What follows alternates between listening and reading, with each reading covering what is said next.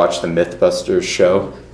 Is that on when you guys grew up, Mythbusters? Okay. It's not really around anymore, unfortunately, but it was a good show for a while. I used to watch it as a kid. But yeah, the contention of this article is that Genesis does not match the myths of the ancient Near East, and it is not that we are misinterpreting it when we read it as history, that actually it says what it says, and it's meant to be a counter-argument against the myths of the time. And of today, that it can be used for that purpose as well.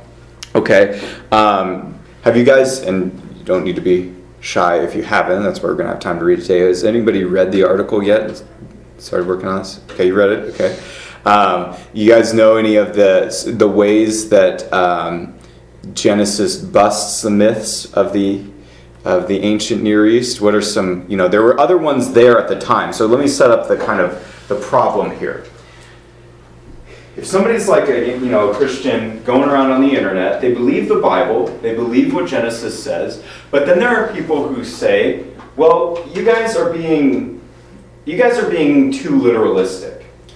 You guys understand that when Jesus tells the parable of the prodigal son who goes away from his father and takes his inheritance and then he repents and comes back, did that story necessarily really happen in history? What do you guys think? Did the prodigal son really have to happen for Jesus' point to be true? No. It's a parable. Jesus told a parable. It could have happened, but it's probably not, right? So how come, so they would just say, look, Genesis is just like that. Genesis is just a parable or a poem that's meant to teach about that God is great, but it's not really supposed to be read like that God really created the world this way, and in literally 6 days. You guys are being too picky.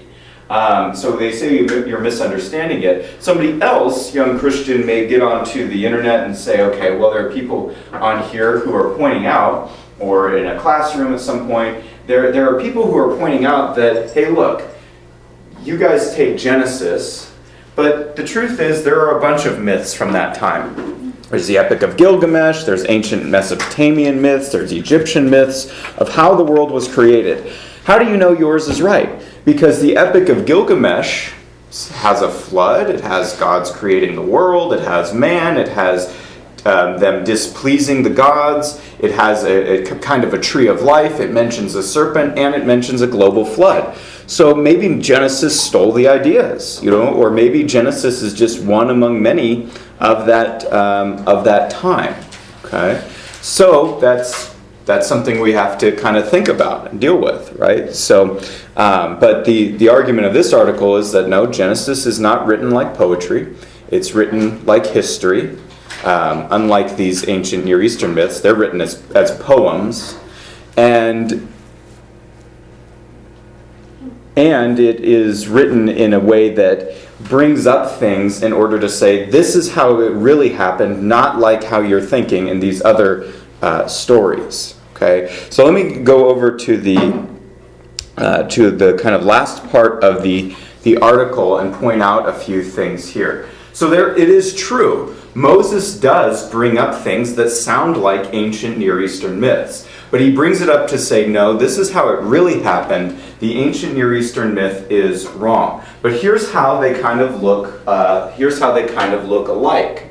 Ancient Near Eastern myths and Genesis have the Hebrew word deep, kind of sounds like an ancient Near Eastern goddess named Tiamat. Okay, which will come up later in a second. They both mention separating sky and water. They both have light before the sun and moon and stars. They both describe man's failure and sin, and God's not being happy with that. Both refer to plants that give you eternal life. Both have a serpent and both have a global flood. So it's kind of like, okay, is Genesis just one of these many myths? But there are actually these important differences. Okay, one is that Genesis doesn't have battle elements. All the other ancient Near Eastern myths, it's foreign to us, but basically this is how they said that the gods created the world.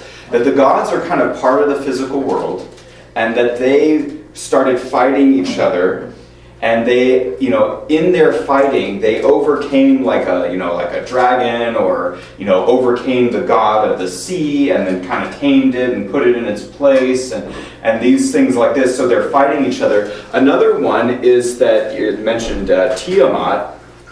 There's this, I think it's in the Epic of Gilgamesh, that the story goes like this. Tiamat is this kind of like evil god, and this good god, I'm trying to remember which his name was, but it doesn't really matter. They're fighting in a battle, and he takes this giant sword and he slices Tiamat in half. And then the two halves of this dead god become the sky and the water, right? That's really different from Genesis, where it talks about God separates the sky and the water, right? That God created, and then there was, the second day. That's not like the ancient Near Eastern myths. So Moses says, no, creation has not come about through a battle of the gods, as a consequence of what they were doing and they're fighting. Genesis is God's special original creation of the world, right? It also, Genesis does not have what are called pantheistic elements. Anybody know what pantheism is? Pantheism is like where God or the gods are part of this world. So it's like the ocean is a god, or has a divine spirit. The trees are gods. The moon, the stars are gods. They are part of the world, but they have a divine spirit or element to them. Okay, so the ancient Near Eastern myths had them manipulating or fighting with like the tree gods or the sun god or this or that. And that's how the world kind of got formed. Like an ancient, Hawaiian myth, which is not the ancient Near East, but says that Maui, the island Maui in Hawaii, the god, roped the sun that was like running around and caught it and locked it in place, right? So that's where they said why the sun comes up every day. So there's a big difference between saying that and that God says it created the sun and the moon and stars, right? They're not gods, they're not divine beings. This one's kind of gross, but it is important to know, and it is a major difference. In these ancient myths, besides Genesis, a lot of times how the world and stuff gets created is through the sexual activity of the gods. So the gods will do something sexual, and then something will get created because of that, whether man or the sea or different things of this nature. You don't have that in Genesis. Genesis, God is divinely creating through His Word. You don't have these human bodily elements in Genesis. It's totally different. And so in that way it's myth busting. It also, poetic language. Genesis doesn't use really a lot of poetic language. It has order. It talks about, the days. It talks about there was evening and morning the first day, or day one. It talks about, and God saw all that He had made and it was good. It talks about each day. God says that. It talks about in Genesis 1 that a little bit, in Genesis 1:27 and 28, that God created man in His own image. In the image of God He created them. Male and female He created them. That's a little bit poetic, but the story's not really, it doesn't really resemble a poem like the Psalms, because it's missing what's called synonymous parallelism. Kind of sounds complicated. But you guys know in the Proverbs and Psalms how it says one thing and then it says it in a different way? The fear of the Lord is the beginning of wisdom, and to depart evil is understanding. It's the same thing said in a different way, or sometimes it'll say the opposite but kind of highlight the same idea. Genesis isn't like that. It's not a song, it's not a poem, but these other stories are. They're meant to be a poem. They don't claim to be history. They claim to be poetry, but Genesis reads like history. Okay, whatever difficulties that is the case, right? And then Genesis also speaks with reference to real time.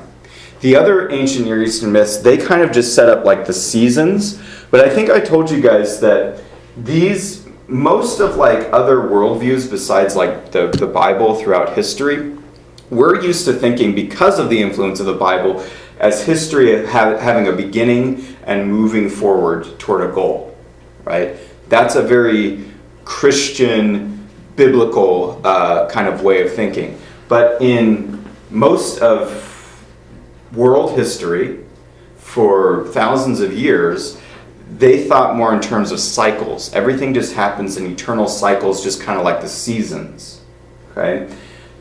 Well, Genesis doesn't say that. Genesis starts with in the beginning. It starts with God. There is a beginning. God has created, and this is the start of space and time.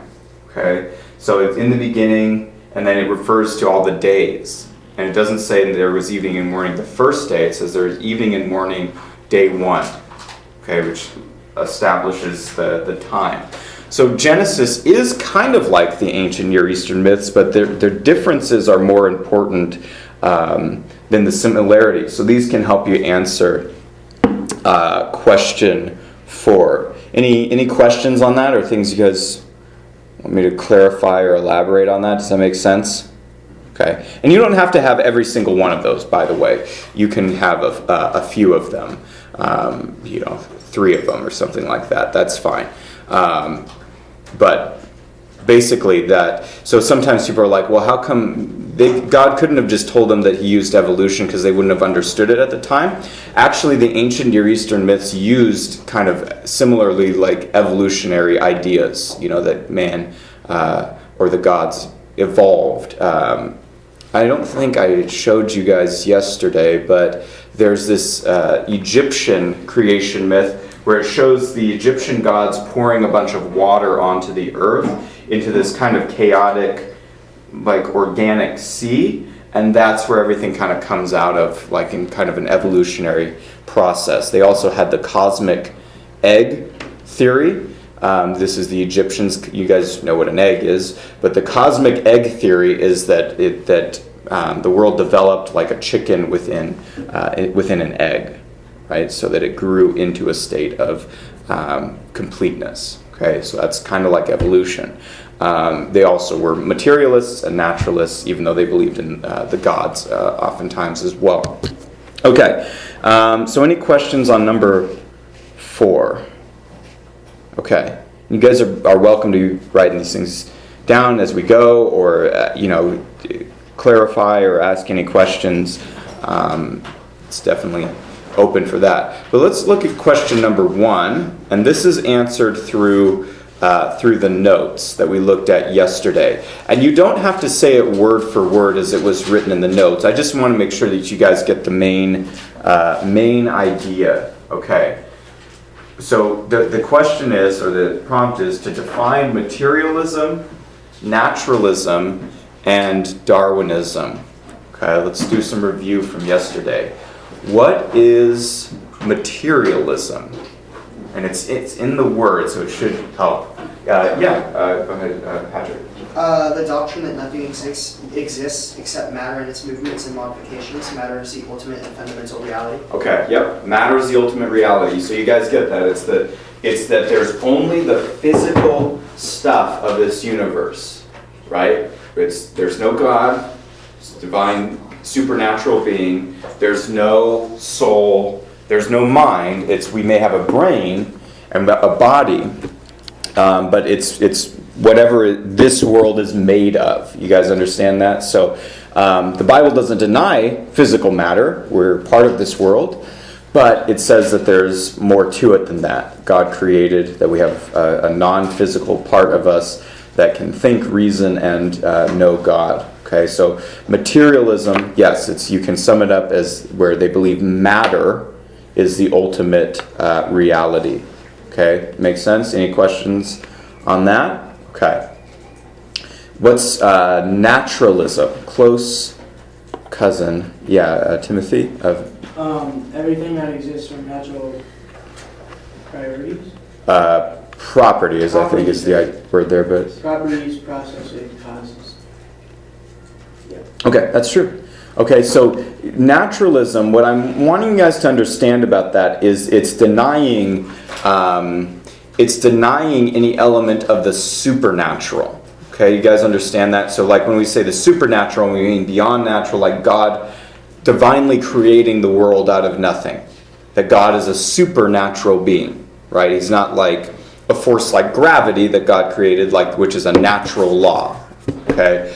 So naturalism would say that everything that exists can be explained, and everything that happens can be explained through some sort of natural law or process like gravity, even if we don't know exactly what it is. Does that make sense to you guys? So in naturalism, there's no God or the supernatural. It is that stuff is happening. We don't always know why, but it must be because it's just some impersonal natural cause. Okay?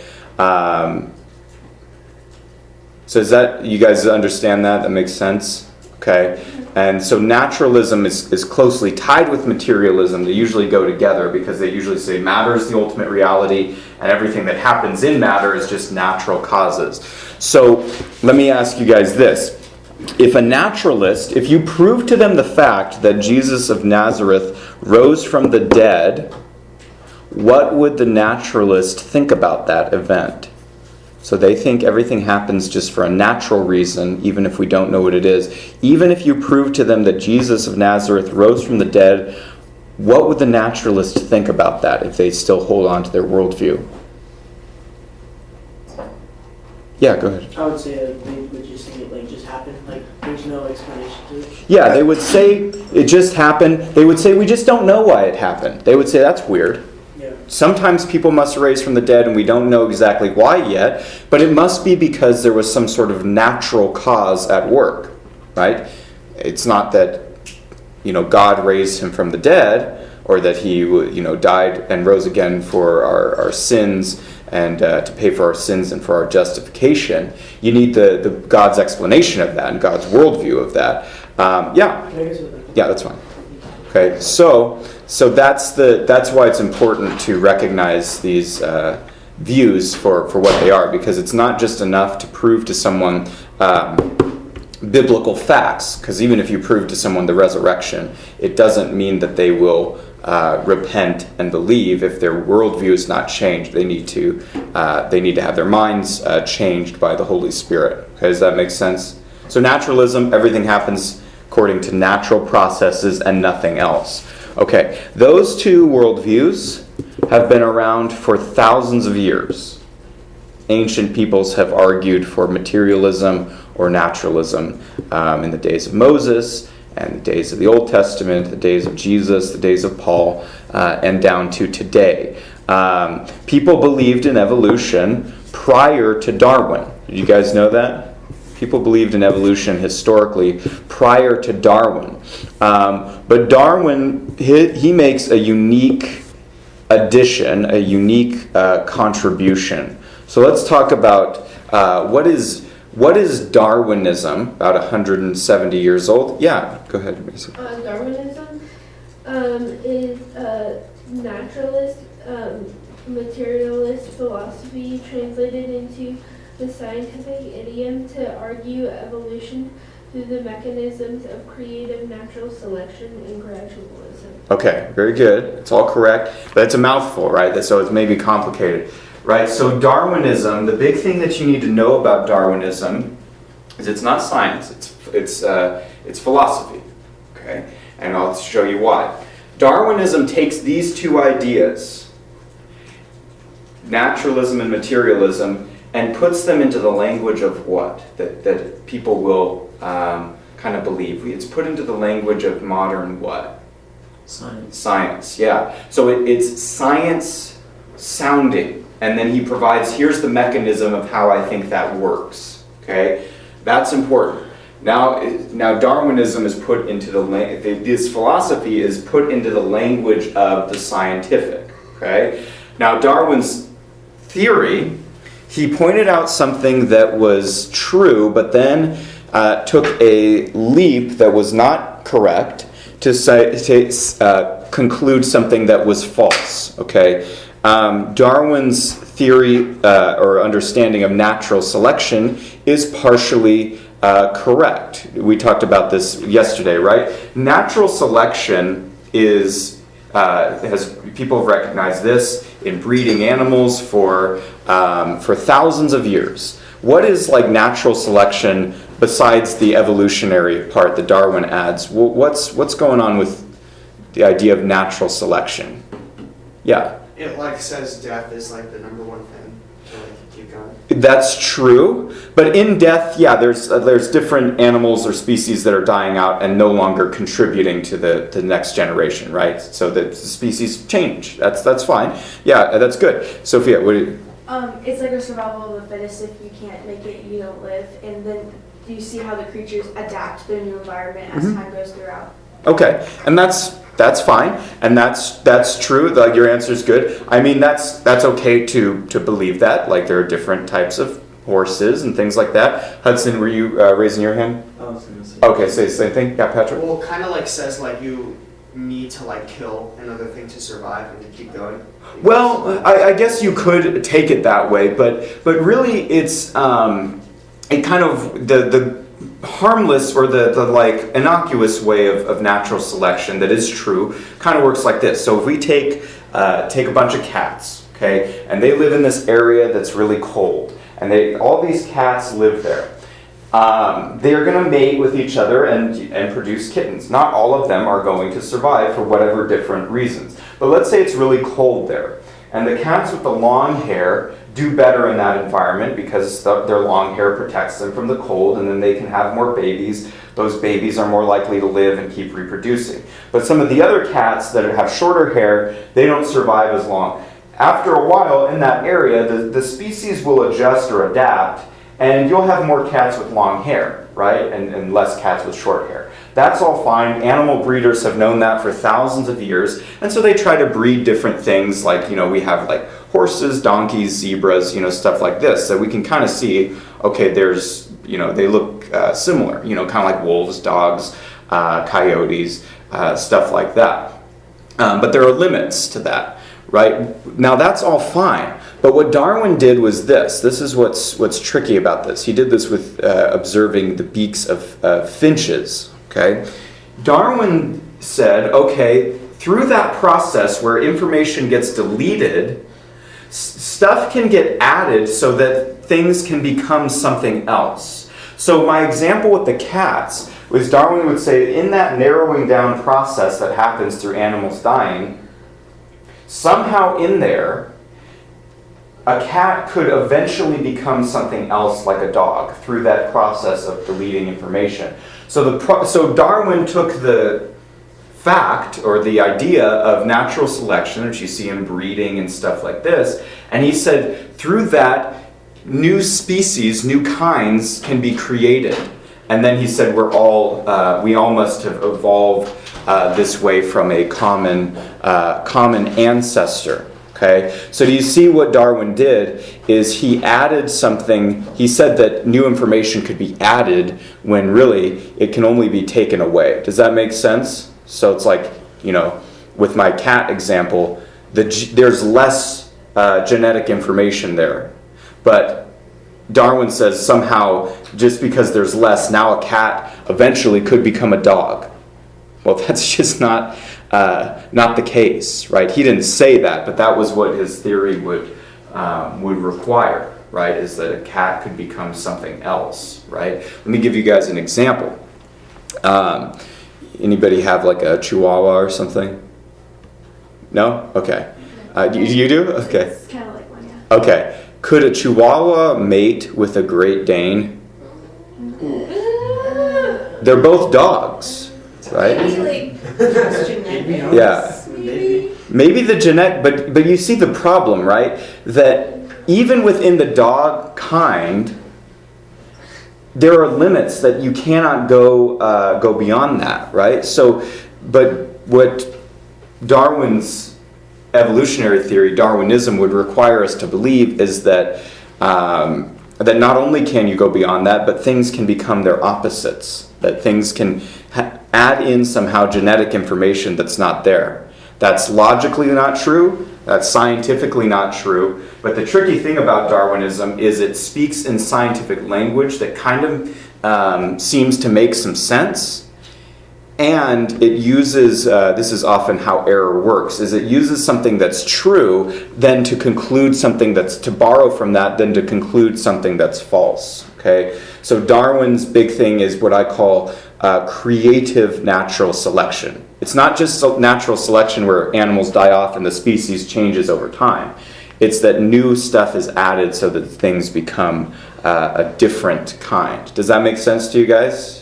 Like why Darwin's a little bit different than just materialism or naturalism. He's now saying, here's the way that I scientifically explain this as happening, even though it's actually not scientific, it's not logical, but it is the dominant paradigm of our day, of people's thinking. They think of this as unquestionable fact. Okay. Okay, a couple other things here I want us to look at before I give you guys some time to read. Okay, so you guys feel like you have a good handle on the definitions: materialism, naturalism, Darwinism. They're in the notes. You don't have to say them word for word. You can paraphrase, but it's fine to say them word for word as well. So materialism, matter's the ultimate reality. Naturalism, everything can be explained by natural causes. Darwinism, creative natural selection, taking those philosophies and saying something new can come about through, as Patrick mentioned, through death and getting rid of information. Okay. All right, let's look at a few other questions here. Some of these they can have multiple right answers on this. How are these philosophies or ideas against the biblical worldview of creation origins? So basically, all I'm asking in that question is to tell me how is materialism and the Bible against each other? Well, materialism says there's only matter. So if you say that a supernatural God created the world out of nothing, those two are contradictory to each other. You guys see why? Because God is a being who's not made of this physical world. Okay. And then naturalism, the world's not created out of natural processes according to the Bible. Okay. Any things you guys want to add on that? How are these philosophies and ideas against the biblical worldview of creation and origins? So why can someone not believe materialism and believe the Bible and be consistent? Yeah. Well, they're opposite beliefs, so you can't believe that there isn't a God and also believe that there is a God, because they're just great. Yeah, exactly. opposite. Exactly right. They're opposing beliefs. Now, people may contradict themselves and hold them somehow, but you're right. They're opposing beliefs. You can't believe that God exists and not exists, right? So materialism would require you to believe that God doesn't exist, and the biblical account would require you to believe that God does exist, right? So that's great. Okay, so that's all I'm asking you to do with each of these worldviews is tell me why they're unbiblical. Okay. Number 3, why is it important to know that God has made us and that we did not create ourselves? You guys don't have to answer that out loud right now, but just to be thinking about, and there can be multiple right answers to this. What consequences does it have to know that God created us? We didn't create ourselves. And, what are the consequences if you don't believe that? So that's what that question is getting at. And then number 5, Macy, were you raising your hand? Or? Oh, no. Okay.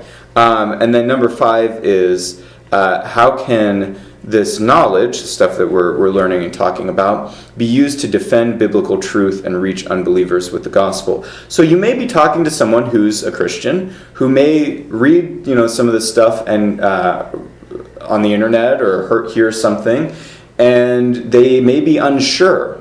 Or you may be talking to someone who says, yeah, you know what? Genesis is just a myth, just like the other ancient Near Eastern myths. What I'm asking is, how can you engage with those types of people and those types of arguments that they may bring up in order to point them back to that the Bible is true? Timmy, were you raising your hand or just stretching? Okay, no problem. So what do you guys think? How are some how are some ways that this information could be used to either reach someone with the gospel, or to defend or explain to someone that the Bible is true, and that you can see these things. Well, with the Bible, we have we have people that have an account. Mm-hmm. So with someone that believes naturalism, that it was made naturally and not by God, they don't have any evidence of that. Like you were saying, they just think it's natural. Oh, something must have come up. I don't know how that happened. They can't really explain it. Right. So it's their word against the Bible. So Right. Yeah, none of us were there except God at the creation of the world. And you make a great point. If everything is naturalistic, you can't... What they try to do is take natural laws and backwards project them onto the past. That will kind of work, but you have to have some assumptions, and it doesn't work for a lot of things. Yeah. So wait, for number 3, are we supposed to do by every theory or philosophy from the question? No, for number 3, it's just a general question. Why is it important to know that we were created by God rather than just that we made ourselves, basically, or that we emerged out of this physical world impersonally? Okay, so there's a lot of, you can brainstorm some creative answers to that, but why does it matter why is it important for us to know? It's in the Bible that God has specially created us, and that we're not, here's one, that we're not in charge, that's important to know, because if God didn't create us, then we all get to decide right from wrong, because there is no right and wrong, right? So there's one. Okay, so those are the questions. I want to give you guys some time to read, to look over these things, to work on this stuff. Any questions from you guys generally while we still have the group gathered? Okay. All right, guys, so I'm going to give you guys some time to read over these things, to answer the questions, and then to ask me individually if you guys have questions. So